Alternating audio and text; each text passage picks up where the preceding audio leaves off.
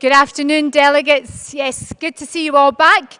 We're now going to hear two topical motions that we've received. The first one is on the Winford 4 and the housing crisis, and then one on neurodiversity.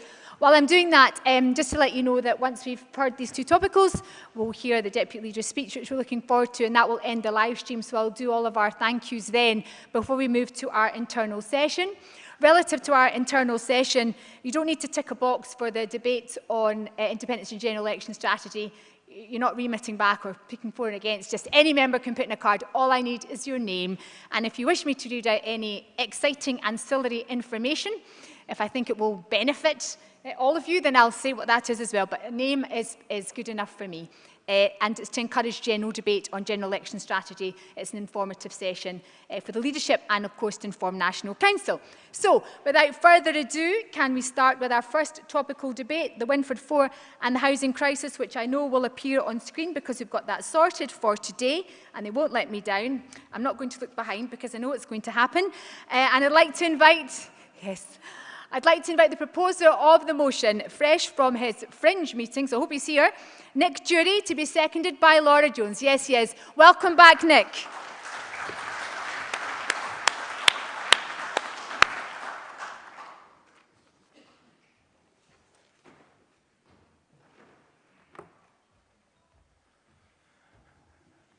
Hi, conference.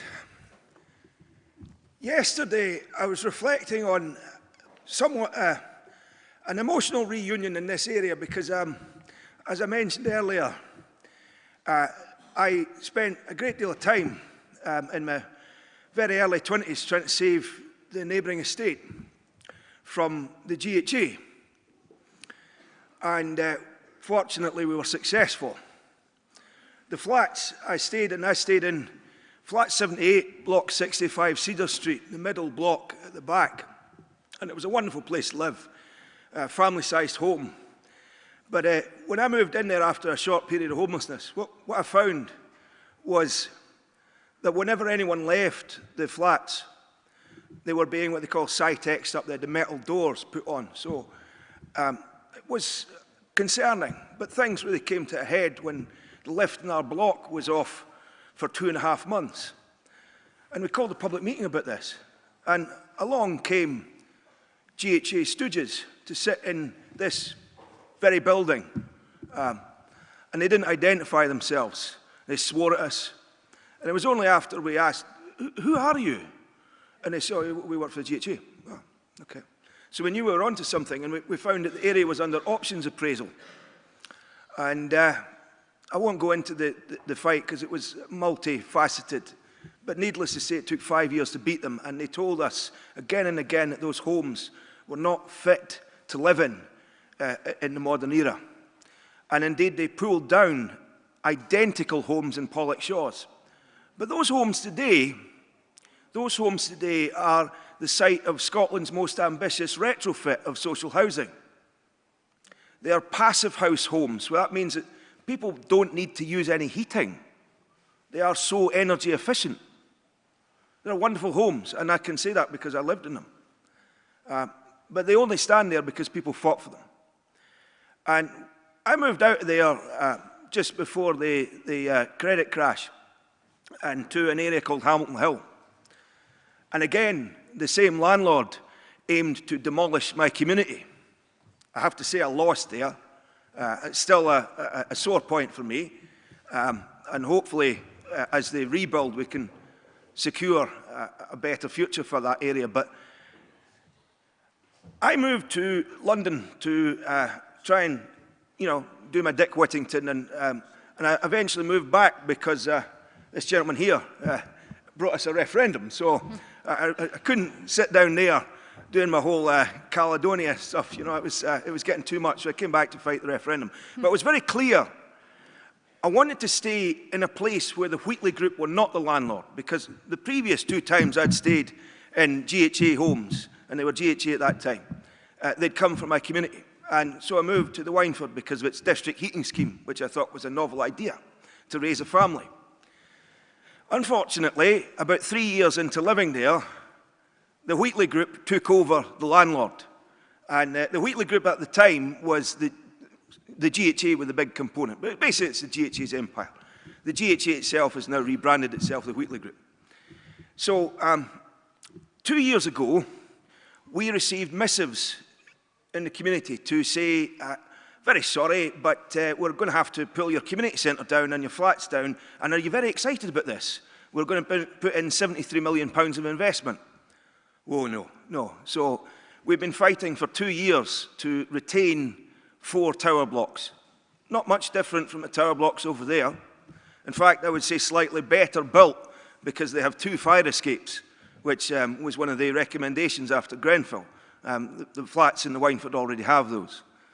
And lo and behold, straight after this missive, you know, or how excited are you about the demolition of your community, we received what they call it, results of a consultation. 87% in favour of demolition. Now, you know, that wasn't our view at all, but we ran a freedom of information request to try and find out where did this 87% come from. And we found out that the Wheatley Group was using its housing officers to decide on behalf of tenants what they felt about their future. So completely fabricated. Over the summer, I mean, there's been many twists and turns in this campaign, but over the summer, we ran our own consultation, and it found a supermajority against demolition and for renovation of the flats. So I'm calling on you today because, you know, we held one of the Alba book meetings in the Wynford. And Alba book meetings are very close to my heart, but I thought that one was quite special. And it was akin to what we were talking upstairs in the Fringe meeting about how we can connect issues with building our party, building this national movement of ours. And since then, we've come up with the idea. In fact, it was Mr. Salmon himself came up with this idea in the second part of a 2-part show about the fight that we're having. Why not, if you've got 2 different, completely divergent views, the fabricated consultation, the consultation we've run, put the issue to the people. Put the issue to the people in a referendum. £73 million, should it be used on getting rid of 600 social homes to bring in 300 much more expensive homes, or put that £73 million into the hands of the community potentially to retrofit, what they call renovate, upgrade. So we want to say to the Wheatley Group, why not? We haven't heard from them, we've asked about it. We've contacted Civica Election Services and they say, yes, we can do this, no problem. So the question remains about how to, what question we ask, and obviously there's a negotiation and dialogue there, but I would say, are they chicken? Are they chicken? Because we are confident we can win.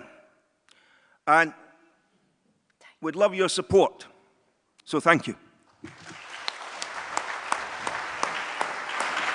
Thank you very much indeed, Nick. I now call Laura Jones to second the motion. Welcome, Laura.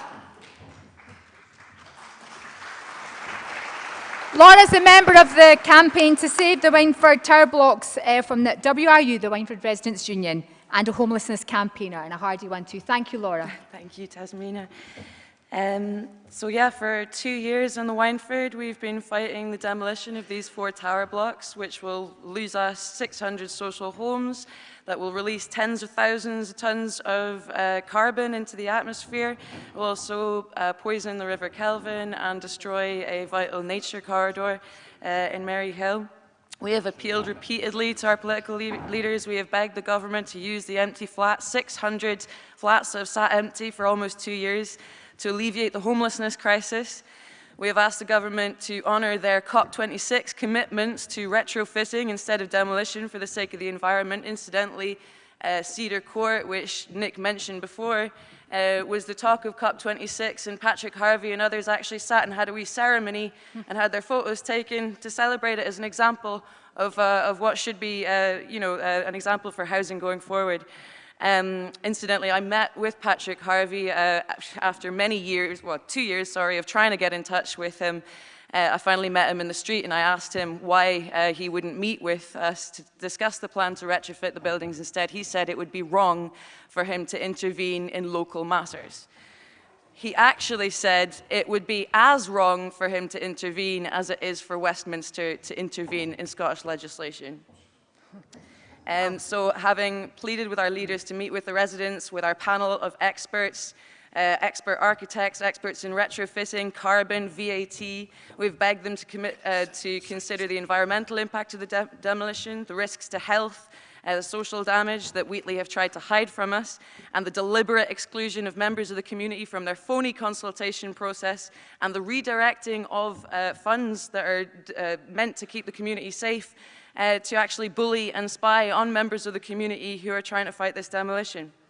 And we have been completely stonewalled at every turn.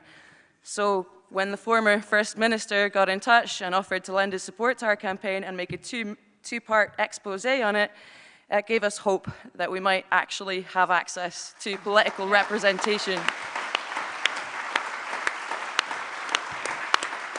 And it has given me hope that the Alba Party could be a platform for making honest political arguments about this crisis, which is why I was so glad to hear Alex refer to it yesterday as a homelessness crisis. Because, well, as Nick said on Thursday, the Scottish Tenants Organisation and the Scottish Homelessness Project stood outside Glasgow City Council all-council meeting to show our outrage at the explosion in homelessness in Glasgow and demand action to tackle it. And Maureen Thompson and Linda McVeigh spoke bravely on behalf of their sons, Gary and Frankie, who died in homelessness accommodation this year, along with 19 other people.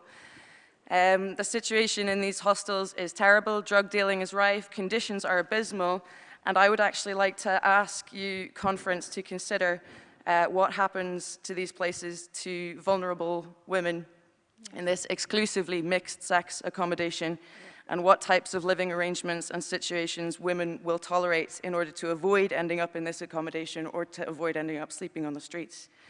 The Housing Minister, Paul McLennan, on Thursday afternoon after our event said, "It's not a crisis, it's an issue, and we are working with various groups to see what we can do to support people this winter."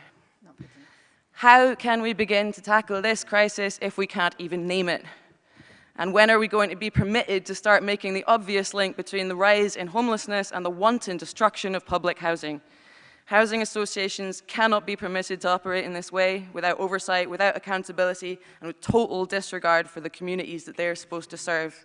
The Wheatley Group can no longer be permitted to dictate housing policy in this country. That's why I joined Alba.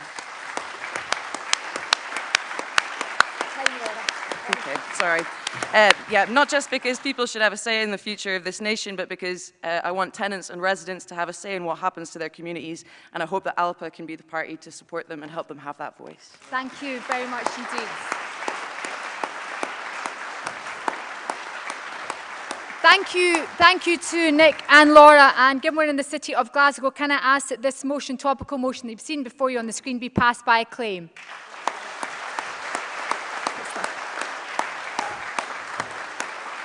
We now move on to our second topical on neurodiversity inclusivity, to be proposed by Jim Galt and seconded by Christina Hendry. Welcome, Jim.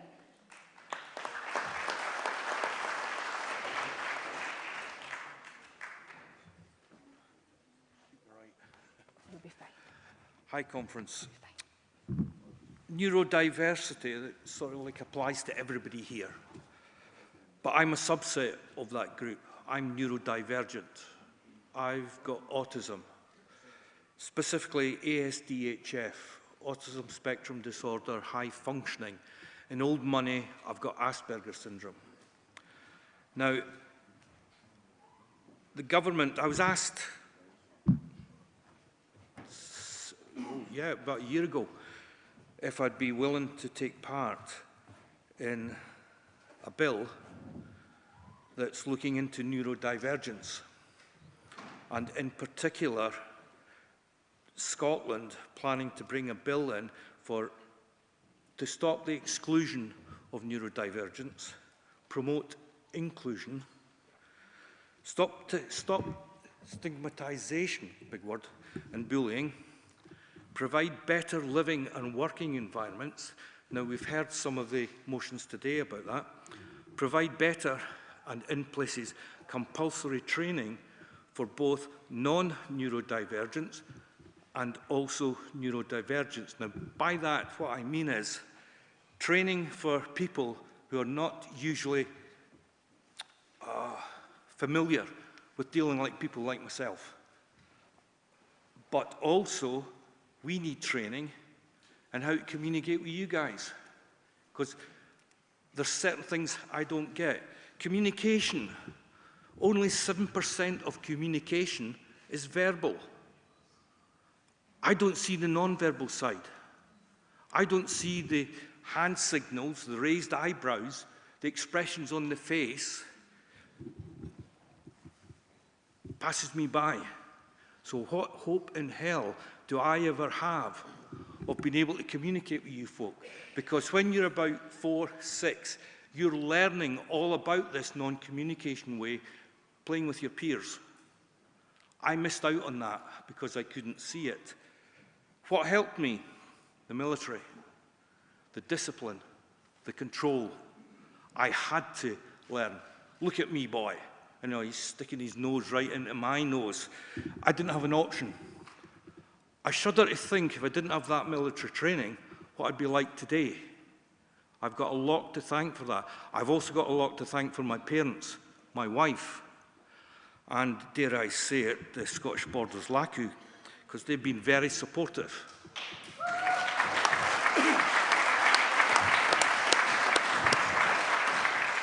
Just quickly before I go on to the main purposes, there's one person that I will single out in the LACU, and that's Christina. I equate her to being like a collie dog in a field. Every time, we must meet up, Jim, we've got to discuss this. Very supportive. But then I go to her, and the next minute she's running somewhere else. And it's like an assault course to get through all the chairs to get to her. She's here, there, everywhere. But, bless her, we've managed to get it. I'm now here. Right, what am I talking about? This emotion earlier on, there was a remit back in it. And it was, partially the talk was on the public consultation. And it seemed to be, to me, in my autistic brain, that the public consultation had never been properly advertised. Nobody knew it was there. I mean, how many people in this room knew that there was a recent public consultation on social care? I didn't. Very, very few. They're not getting advertised by the government. Now,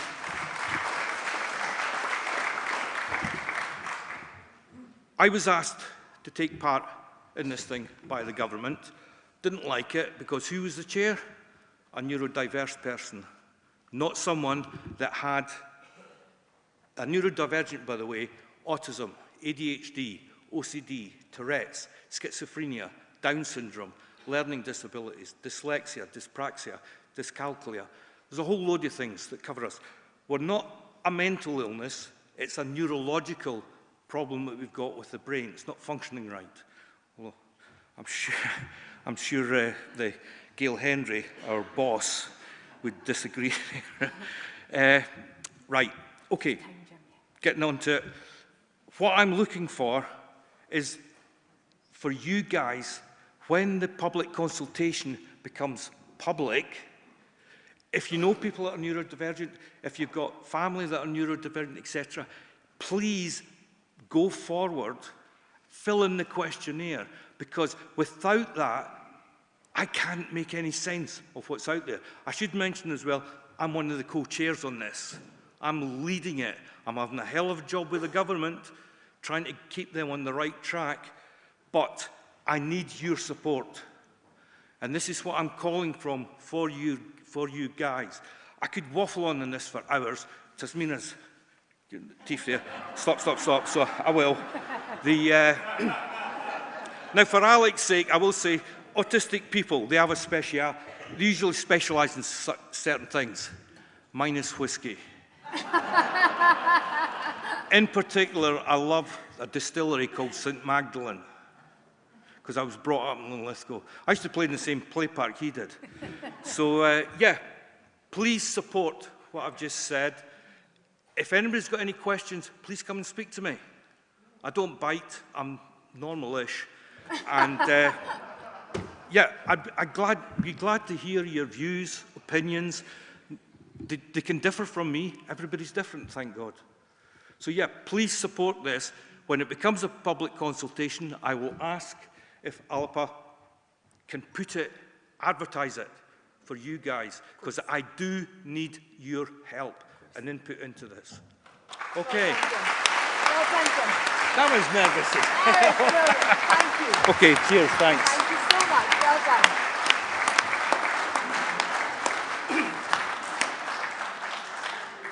Thank you so much, Jim. Thank you so much. Christina, to second the motion. I've got one card in. Thank you. Don't worry, Taz, I won't be speaking for long. I'm not really sure I can follow Jim's speech anyway. Jim approached me earlier in the year saying how much he wanted to bring this to conference. And this is why I love our party, because we have people with experience, people who are passionate, and they feel able to come to conference for the first time and speak to a big group of people and get their views across. And I think you're such a welcoming audience, such a welcoming party, and that's why people like Jim are able to communicate what they want.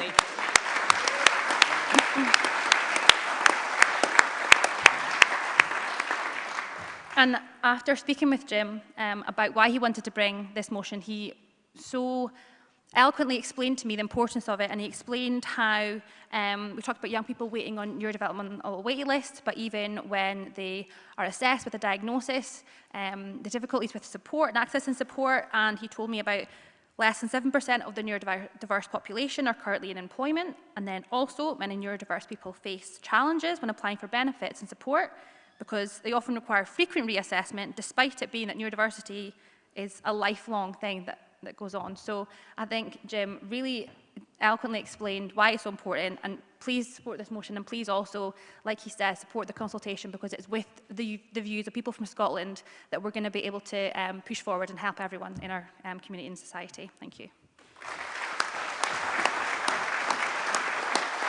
Thank you, Christina.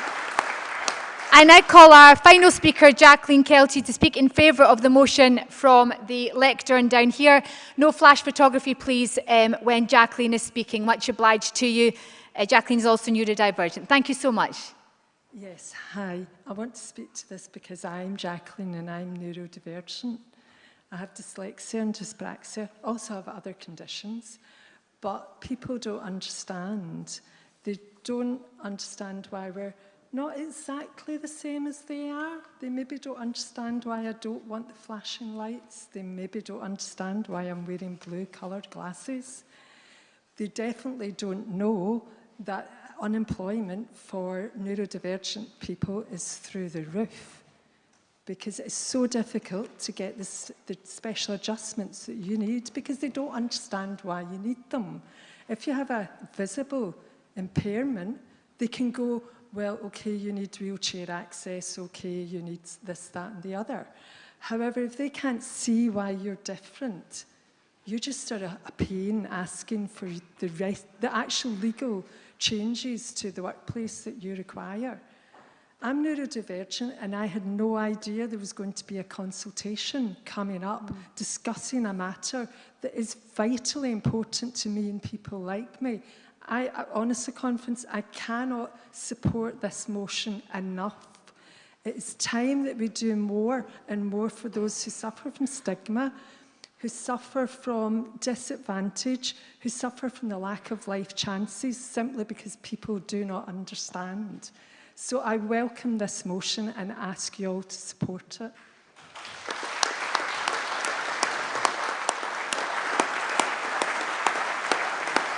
Thank you, Jacqueline. Can I ask, therefore, ask conference that the neurodiversity inclusivity topical motion be passed by acclaim?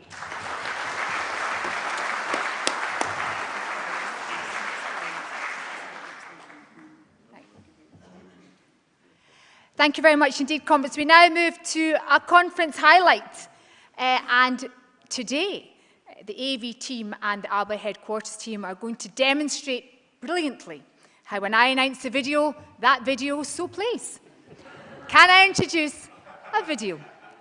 I'll support this motion, but questions need to be answered by the members in the SNP When it is defeated, when will you actually stand up and take powers back for the people of Scotland and ensure that it's Scottish sovereignty, Scottish democracy that rules, not the diktat of a Tory government further impoverishing the people of Scotland? So as well as the poor who are being impoverished, we now have a middle class that are being impoverished. All at the same time, let's remember, Brexit and COVID, that the other side and the government have said have caused difficulties and plead as the excuse for many, has created not just millionaires and billionaires. People, especially on the other benches and indeed in the House of Lords, have benefited significantly from decisions that were political choices that have impacted upon not just the poorest, but upon the middle class. I think what we should be doing is removing the routine requirement for corroboration. That was considered and passed by the Scottish Parliament in 2014. Sandy was importantly supporting that. Lord Bonamy brought in the safeguards. That's what should be dealt with, not removing a jury which is fundamental to the system. So I hope that members on the SNP benches will support the call for an independence convention. After all, it was a call made and supported by the First Minister in February 2020. We're now approaching 3 years on. It's time that convention was delivered. The great Scottish comedian Billy Connolly penned a song, "Oh Sergeant, Where's Mine?" describing the plight of a soldier with life-changing wounds, reflecting on the prospectus the recruiting sergeant had first given him. Lying in his hospital bed, he says, "Oh Sergeant, is this the adventure you meant when I put my name down on the line? All that talk of computers and sunshine and skis. Well, I'm asking you, Sergeant, where's mine? Well, all I'm asking you, Minister, where's ours? All that talk of the Saudi Arabia wind and the work and the jobs, where are they? And when other nations, whether Ireland or France, Denmark, Sweden or Norway, China, have a share of our natural bounty, oh Minister, where's ours?"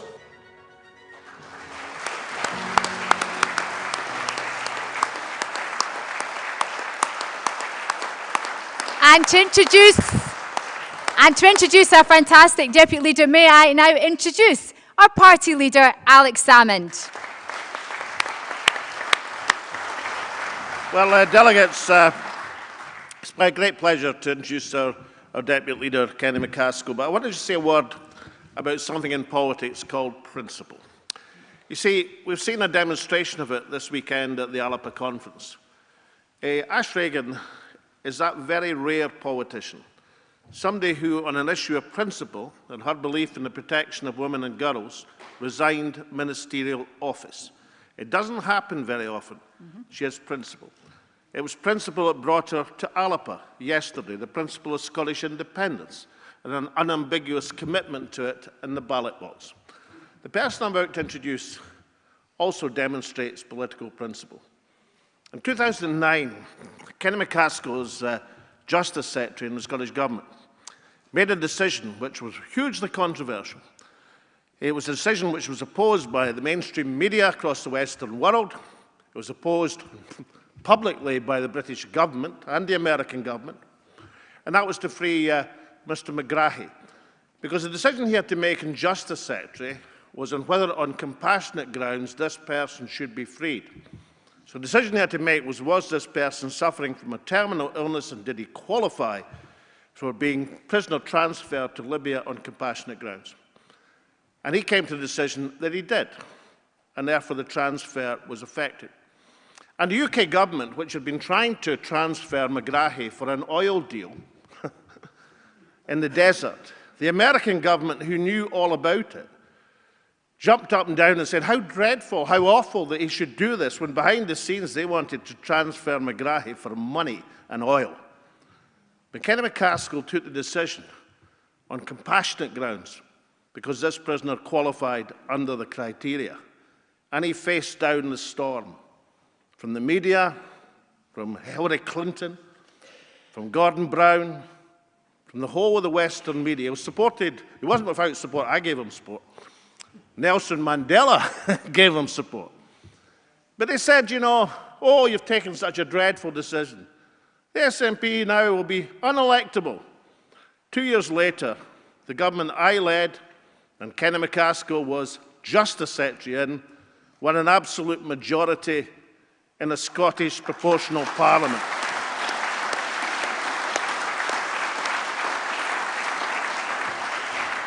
And you know what?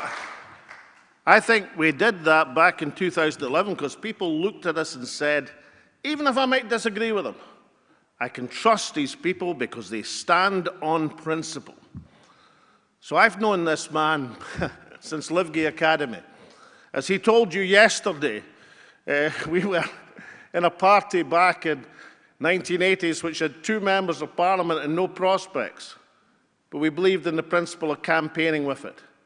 He's been campaigning at my side over the last 40 years. And as we as a party go into a general election year, into the fire of battle of a general election, there is no one I would rather have by my side than Kenny McCaskill, Member of Parliament.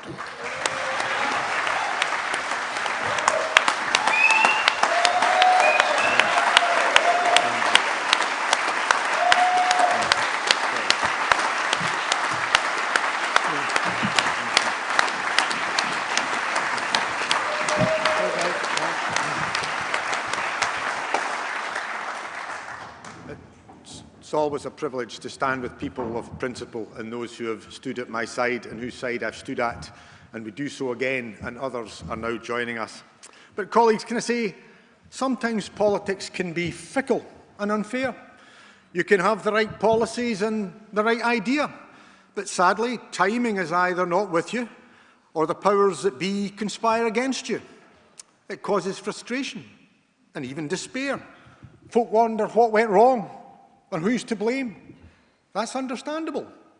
But nothing went wrong, and no one's to blame. Maybe some things could have been done differently.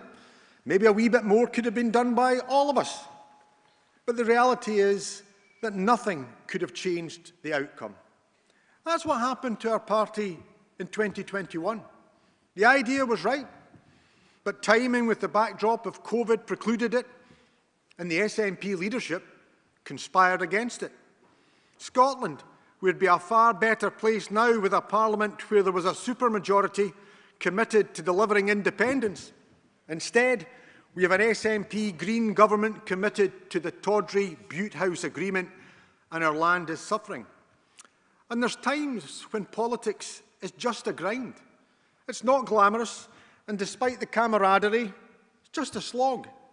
Again, it causes frustration and despair.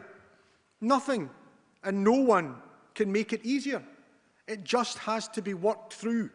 It's been that way for us recently. There is no easy route, no magic potion, or even cunning secret plan. Ours is a political struggle, and whilst other options, legally or internationally, require pursued, victory can only come politically and here in our land. That requires political organisation and hard work. However, politics, as with the seasons, turns. Spring follows winter, with sunshine breaking through and new life blossoming. So political success can come when rebuffs have been endured and all efforts have seemed grinding. And so it will for us. For the times, they are a-changing, fellow delegates. Maybe not immediately, but the tide's turning. It's why organisation and discipline are required. Stay calm and get strong. The Rutherglen by-election showed the independence vote isn't fooled by the SNP. Support for independence now consistently higher than for the SNP. And believe me, that gap's only going to widen. Far from being the only route to independence, they're becoming a positive drag upon it.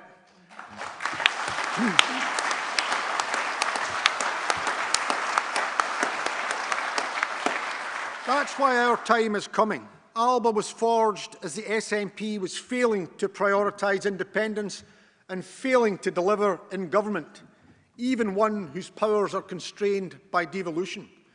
We were disdained and we were traduced. We were told to wheesht, and now is not the time. But now is the time. The British state is in crisis and the Union has never been weaker. The need for independence to provide for our people and to be able to speak and what's right internationally has never been greater. The clocks went back last night. So let's turn the clock back in these past few years under the SNP. Instead of seizing opportunities, they've passed them up. Failing even to push for concessions when Brexit was being foisted upon Scotland was simply criminal. The rhetoric from the gentleman crofter was that Scotland wouldn't be pulled out of the EU against its will. The reality was that it happened without even a whimper for concessions. It seems Theresa May was willing to offer access to the single market. The crime of Sturgeon and Blackford is they didn't even seek it. I'm minded of the line by Andrew O'Hagan in his book, Our Fathers. A country of fearful men, proud in the talking, paltry in the living, and every promise another lie. That defines new SNP, where independence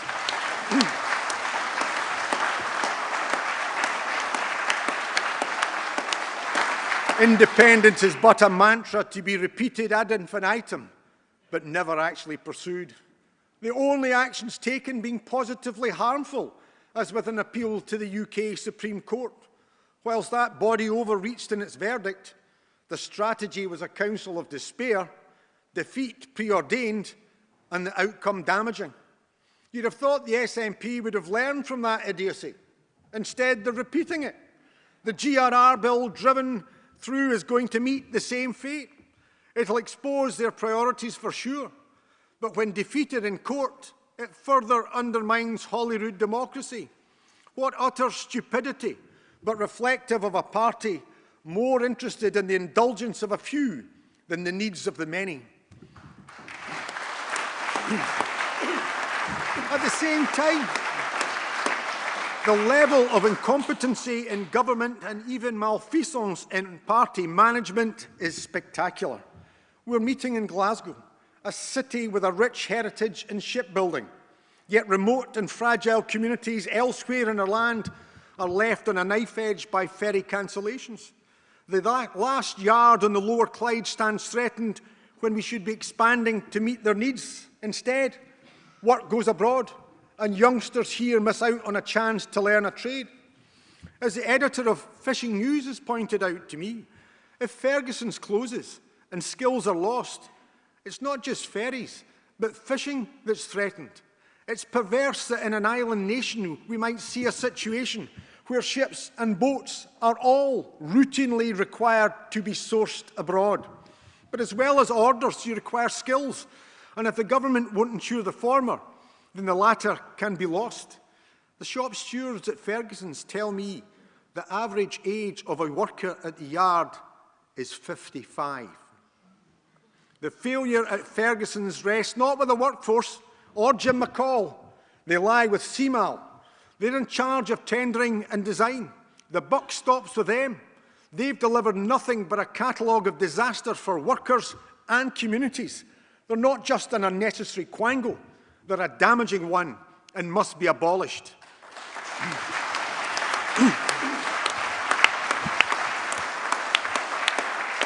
The Scottish Government's failure to act is imperiling communities and more than one industry. Build the right ships with the right design and the workforce in the communities in Scotland will benefit. When I raised this in Parliament, the only contribution from the SNP MP for the area was to accuse me of breaching Westminster Protocol, not the substance of what I said. And the price of the union is mounting for those most vulnerable. Ease the squeeze, the glib rhetoric, grinding poverty and freezing homes the reality for many. But it shouldn't be this way. We came remarkably close to winning in 2014 despite the odds and imbalance in power and resource, but it wasn't just that the dream would never die.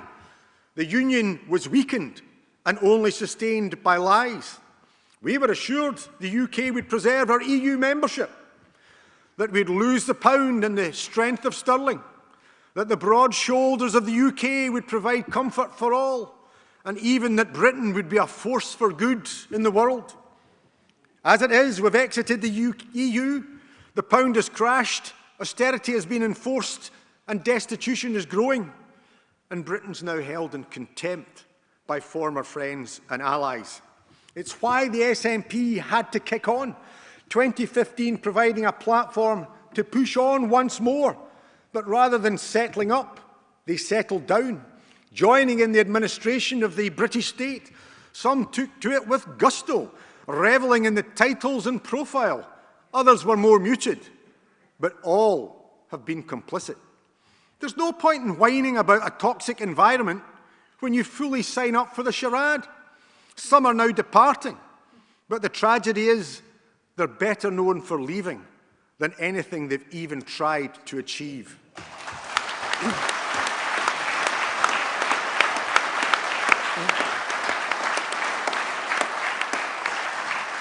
Now we're told there'll be a constitutional convention, but we were promised that in February 2020. The inaction and falsehoods replicated in Holyrood. Returned with mandates in 2016 and 2021, they failed to act. Now they claim they'll do so if only trust and faith is put in them at Westminster in 2024. You know, political parties are in trouble when their opponents laugh at them. The latest iteration of a supposed strategy, with less apparently delivering more, and Westminster will relent, is met with laughter, not fear, in unionist circles. It's why our time is coming. The SNP is failing and faltering, both in its push for independence and in its competency. Those who support independence are seeking an alternative, and that must be us. There's no salvation coming for Scotland from Labour. They are simply continuing the Tory policies under a government of a different colour. The policies remain the same. Our country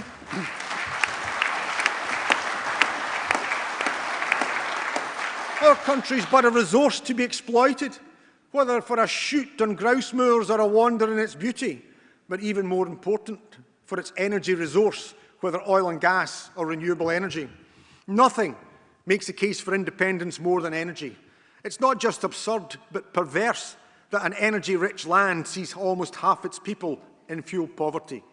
People can see turbines turning on the hills behind them or being developed in the waters before them, but they can't fill their tank or get to work, nor heat the homes they live in. That's the scandal, but it makes the case for independence. I know I drone on about energy, but I make no apologies for doing so. It's something we must hammer home. It makes clear to people what they're enduring, but offers a vision of what can be. Austerity and all its misery are neither imposed by global events nor caused by climatic disasters. It's a political choice. Unaffordable fuel costs and the failure to boost our society and grow our economy is the price of the union. As was said in yesterday's debate, it's absurd that there are 6 state energy companies operating in the Scottish offshore wind sector, and not one is either Scottish or even UK. Yet the SNP promised one. Worse than that, they've sold off the ScotWind auction for a song, boasting of $700 million, when New York achieved $4.3 billion for a quarter of the acreage. Whilst Bifab and Arnish lie fallow, their turbines are coming in from down south or abroad. Yet every estuary in Scotland should be ringing to the hammering and riveting of their construction, not just a few in Nig. Supply chain work, we're told, is the key. But where? Contracts are going abroad.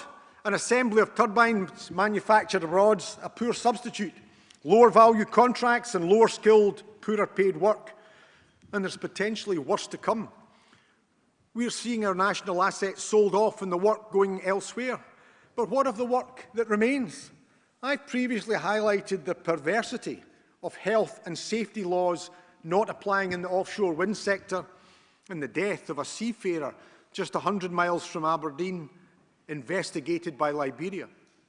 But as well as health and safety, what else doesn't apply out with the 12-mile territorial limit?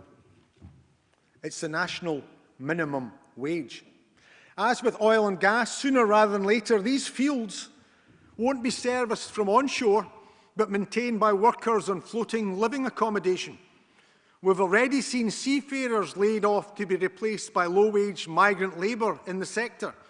We cannot allow a situation where not only do we not benefit on land, but we don't even get the opportunity to work at sea. The minimum wage must apply, Our workers must have the opportunity to benefit from this bounty, and other workers mustn't be exploited. It needn't be this way. Other small independent nations show what can be done. Denmark has taken a 20% stake in every offshore wind farm. Ireland has ensured that communities hosting onshore renewable projects benefit up to 24 million euros per annum. As I said in the debate in Westminster, paraphrasing Billy Connolly's song, all I'm asking you, Minister, is where's ours? The opportunities are immense. One offshore field, Berwick Bank alone, producing enough energy to supply more households than we have in Scotland.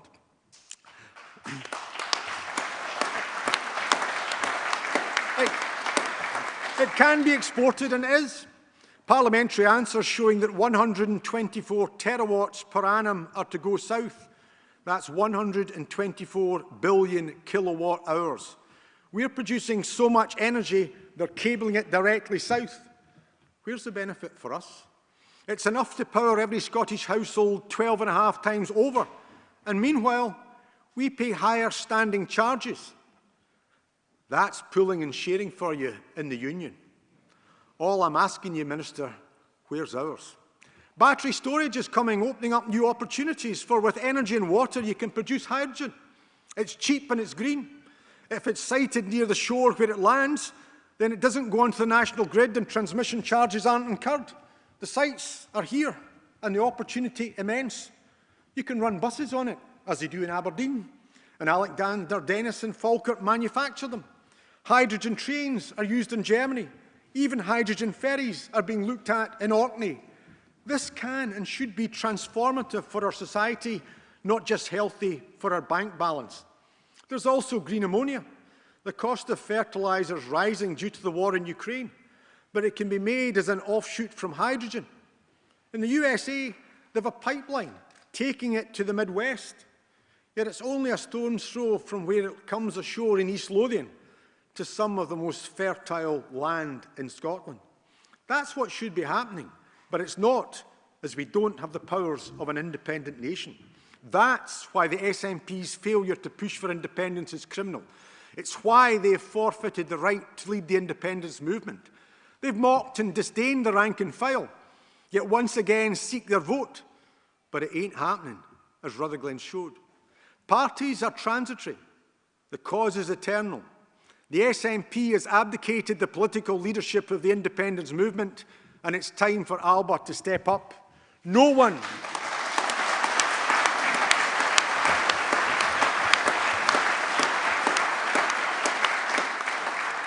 controls the movement, and it's widespread and diverse. As 2014 showed, that's its strength. But it still requires a political voice, and that, ladies and gentlemen, is our task. It is what we were established for. It is now our task to lead the movement that others have forsaken. Yesterday, our party stood with just 2 MPs in Westminster. Today, we stand with our first ever representative in Holyrood. Our party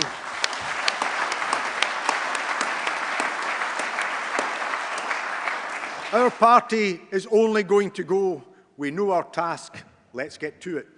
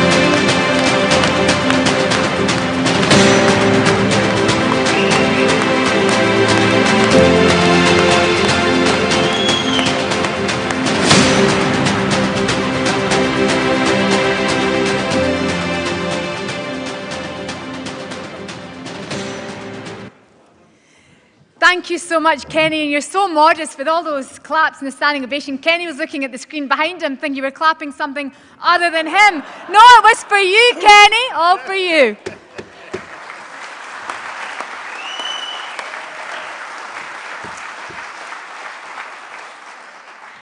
Now, conference, before we move into our internal session, it's apt that we say goodbye to those who are watching us online, and thank you all for watching us online throughout this conference. It has been indeed a great conference with fantastic and important motions brilliantly debated by the membership and a demonstration of the work of the working groups we have in progress developing into policy. Of course, this conference has seen the addition of the principled Ash Regan to our Alba family.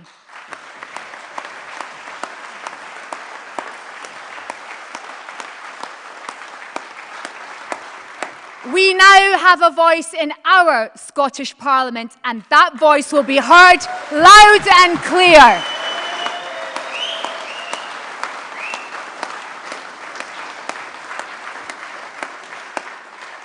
Now, despite what anyone distinctly lacking in any grace may say, Ash is indeed a great loss to the SNP and a huge asset for Alba.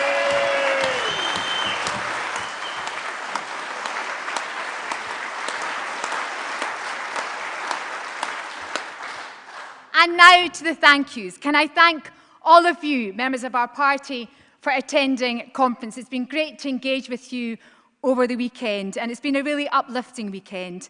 Can I thank also the members of the conference committee for their attention to the meetings and ensuring that the motions on the agenda provided a wide-ranging debate.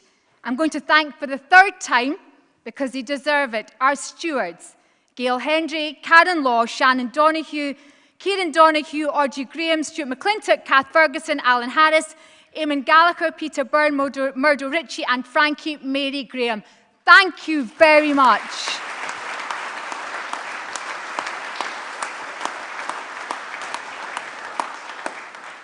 Despite a few teething issues, it's not really teething because this hall's been around for a long time. Can I say a huge thanks to the staff at the hall? They have been exemplary in their service, commitment, dedication, politeness, courtesy, everything you could possibly wish for anyone. The best of Scotland, Paul, Eddie and Helen.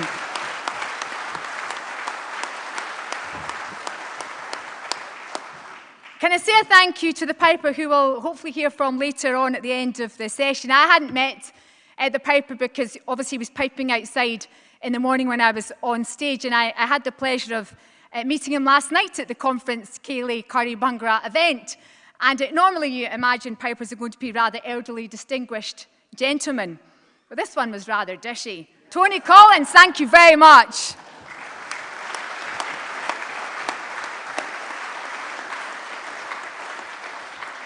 Can I thank Daniel Jack for so kindly looking after the Honorary General Consul to Switzerland, who I think had a great time, and I think mentioned that he had the opportunity to observe some history as he watched Ash join our party. What an apt moment from a member of EFTA, member of EFTA, to see at our party conference. And thank you to also the Honorary General Consul to Switzerland for his attendance yesterday.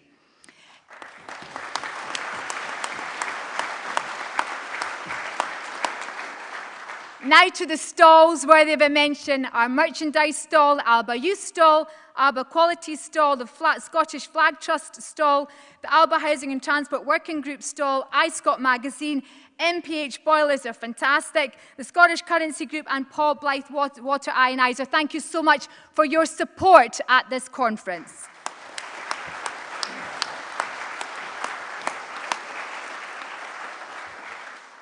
I would like to thank my family, Alex's family and Corey's family for all they have done to make this conference happen.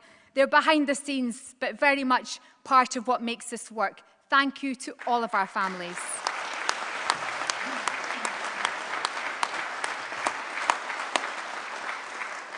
And of course to the headquarters team, Chris, Corey, Callum, Rob and Alexander, who joined us for this weekend. Thank you very much indeed.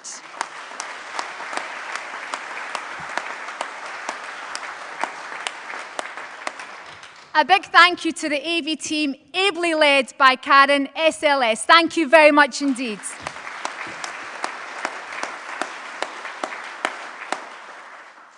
Our next event will be our National Council to be held in Aberdeen on the 2nd of December in the Leonardo Hotel, formerly known as Jury's Inn. I look forward to seeing many of you there.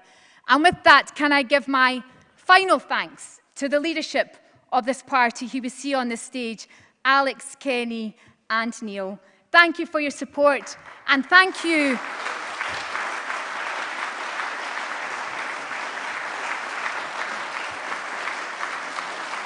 Thank you.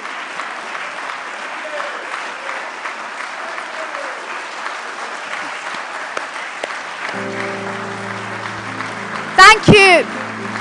I'm not finished. Thank you.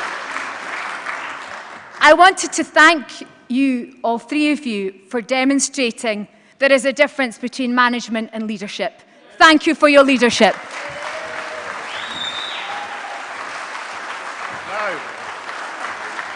Before we play the music, and before we move into our internal session, I've got one more job to do. At Alba meetings, online meetings, and there are a huge number of them, towards the end of the online meeting, I put my button, you know, the one that puts the hand up and try to get in. And it's always the wrong time. I'm always in before any other competent business or whatever. I do my best, and they come to me, Taz comes to me, I say, I want to do it. She says, no, it's not time yet. Well, it is time now.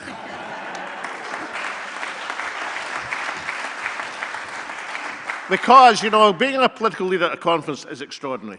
Real conferences I'm talking about. You get pulled this way, that way for interviews, as I was doing earlier on while you were busy debating, and I'm desperately worried that the noise would be interfering with the debate, but you have to do the live interview and all the rest of it. People get pulled this way in this direction. Oh, it's time to do this. You've got to be on the stage for this and all the rest of it. There's only one job that's more difficult, and that's chairing the conference.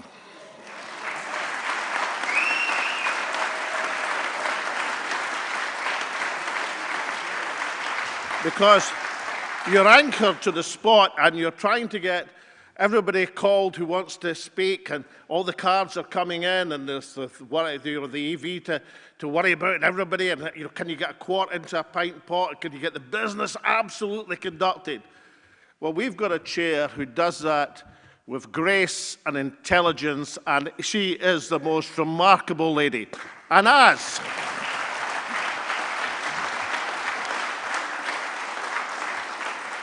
a token of the vote of thanks to our chair, I'm going to ask Daniel Jack, member of the executive, to come on and make a small presentation to Tasmina Ahmed Sheikh. Thank you.